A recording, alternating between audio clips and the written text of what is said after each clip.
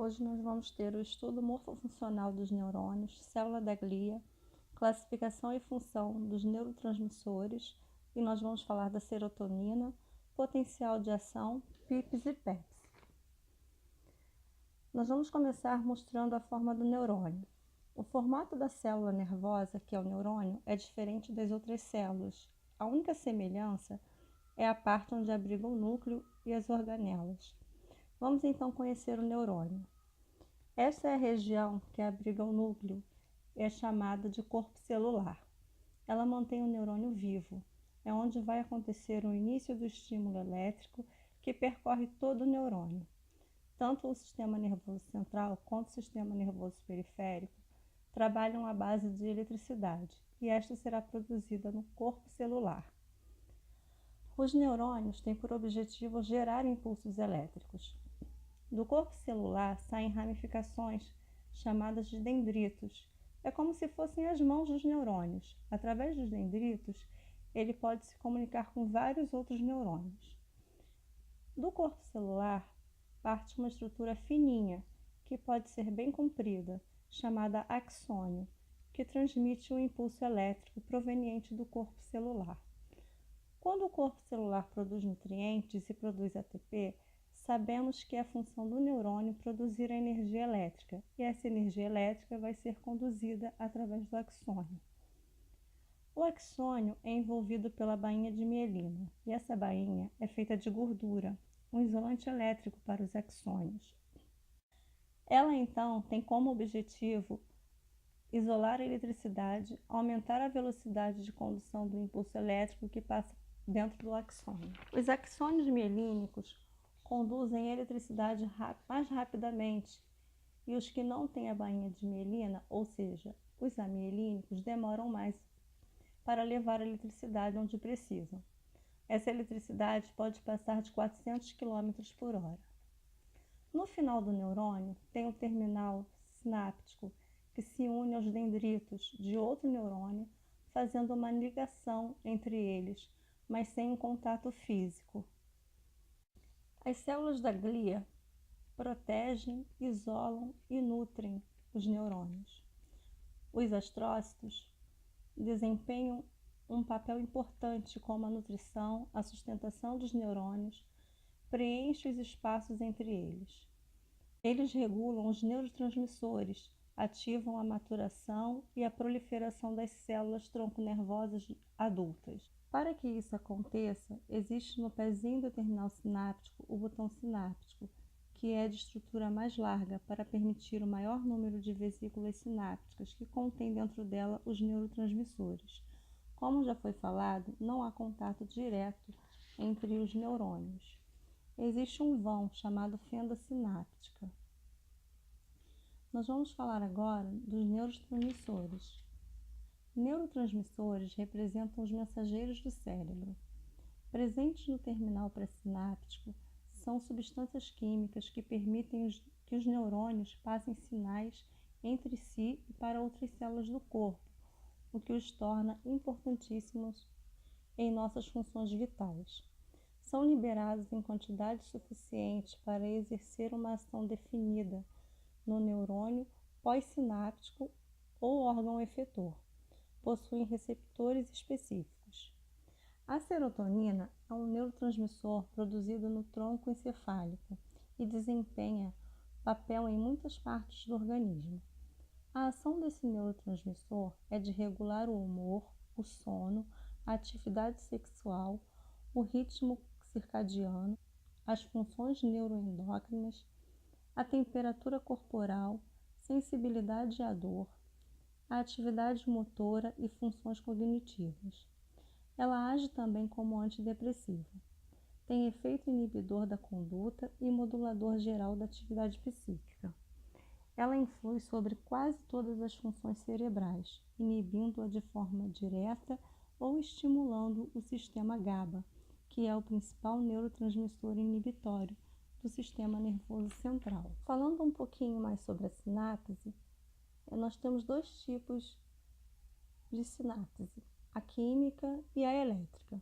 Na sinapse química, a vesícula sináptica contendo um neurotransmissor se funde à membrana sináptica, liberando esses neurotransmissores na fenda sináptica através da membrana pré-sináptica e se liga a receptores localizados na membrana pós-sináptica e vai estimular a membrana do neurônio, e este vai começar a produzir os impulsos elétricos, ocorrendo a sinapse química.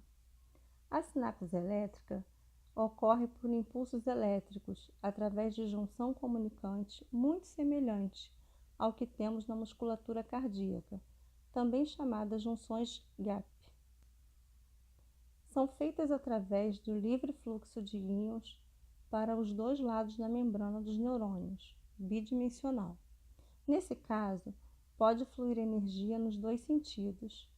A sinapse elétrica é mais rápida que na energia química. Agora vamos falar sobre o potencial de ação. O potencial de ação ocorre em locais onde há necessidade de energia elétrica. Na parte interna da célula predomina o potássio e na parte interna o cálcio e o cloreto. Quando o neurônio está em repouso, existe diferença entre o meio interior e exterior da célula. Essa diferença é produzida e mantida por transporte ativo através da bomba de sódio e potássio. As bombas levam sódio para fora da célula e potássio para dentro da célula. Dessa forma, a célula em repouso tem maior concentração de potássio e seu exterior de sódio. Devido à presença de outros íons de carga negativa presos ao interior da célula, no meio interno da célula é negativo e o externo é positivo. Isso chamamos de potencial de repouso da membrana. Inicia o impulso nervoso ou potencial de ação quando o estímulo chega à membrana plasmática do neurônio, causando a abertura de canais de sódio. Então, os íons de sódio entram na célula, diminuindo a diferença de cargas elétricas naquele local. Se a diferença chegar ao limiar, outros canais de sódio, voltagem independente, se abrem, fazendo com que grande quantidade de sódio entre na célula, fazendo a despolarização. Mais despolarização se move ao longo da membrana do neurônio, permitindo o potencial de ação. Para restaurar o potencial de repouso da membrana, os canais de sódio se fecham e canais de potássio se abrem, resultando num rápido fluxo de potássio para fora da célula, repolarizando a membrana de forma que o interior da célula volte a ser negativo e o exterior positivo. As bombas de sódio e potássio, então, normalizam as concentrações de sódio e potássio dentro e fora da célula. PIPs e PEPs são alterações localizadas no potencial ou membranas causadas por aberturas de canais iônicos dependentes de neurotransmissores. PEPs é o potencial excitatório pós-sináptico e é gerado quando há despolarização ou excitação da célula pós-sináptica, por exemplo, como ocorre na junção neuromuscular, onde o neurônio pré-sináptico libera acetilcolina e abre canais de sódio e potássio mais acetilcolina, dependentes no músculo esquelético. A abertura desses canais do tipo nicotínicos, onde a acetilcolina é um neurotransmissor excitatório, permite a passagem de cálcio e outros pequenos cátions para o interior da célula, despolarizando-a. Essa despolarização não ocorre em toda a célula, somente onde os neurotransmissores agiram, e quanto mais canais forem abertos, mais sódio entrará na célula, podendo gerar um potencial de ação se o gradiente sódio for suficiente para tanto. Um PEPs também pode ser gerado por fechamento do canal de potássio. Os PEPs podem ser formados por sinapses axossomáticas ou axodendríticas. O potencial inibitório pós-sináptico, PIPs, é gerado quando há hiperpolarização da célula pós-sináptica, tornando mais difícil a geração de um potencial de ação. O PIPs pode acontecer tanto pela saída de potássio da célula, que é o que ocorre nos canais musculares das células do coração, na presença de acetilcolina, como pela entrada de cloreto, ou ainda pelo fechamento de canais de sódio e potássio. A duração do PIPS é curta e o potencial da célula logo volta ao normal. As sinapses que geram esses potenciais inibitórios geralmente são do tipo